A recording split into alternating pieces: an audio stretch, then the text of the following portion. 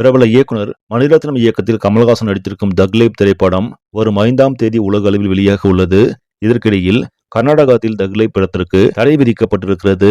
இதை எதிர்த்து கமல்ஹாசன் நீதிமன்றம் சென்றார். நீதிமன்றத்திலும் நீதியரசர்கள் கமல்ஹாசன் கன்னட மக்களிடம் மன்னிப்பு கேட்காத வரை படத்தை திரையிட முடியாது என வழக்கை வருகிற 10ஆம் தேதிக்கு ஒத்திவைத்தனர்.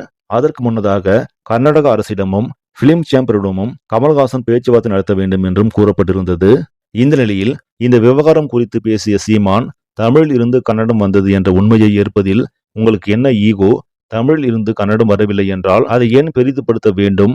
வரலாற்றை படித்தவர் கமல், சித்தராமையா தான் வரலாற்றை படிக்க வேண்டும். KGF, காந்தாரா உள்ளிட்ட கன்னட படங்கள் தமிழகத்தில் இடையூறு இன்றி ஓடின. திராவிட மொழிகளின் தாய்மொழி தமிழ் என அனைவருக்கும் தெரியும். கன்னட மொழி குறித்து கமல் தவறாக கூறவில்லை. வாய்க்கு வந்ததை அவர் கூறவில்லை. கன்னட மொழி குறித்து கமல்ஹாசன் பேசியதில் எந்த தவறும் இல்லை. பணமா இனமா என்பதில் இனமே முக்கியம்.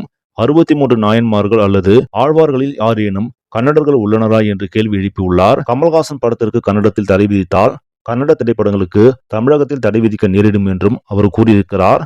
இந்த கருத்து தற்பொழுது உற்று பார்க்கக்கூடிய விஷயமாக உள்ளது. சரி, நம்மள இந்த செய்தி உங்களுக்கு பிடிச்சிருந்தா லைக் பண்ணுங்க, ஷேர் பண்ணுங்க, மறக்காம இந்த சேனலை சப்ஸ்கிரைப் பண்ணுங்க. நன்றி.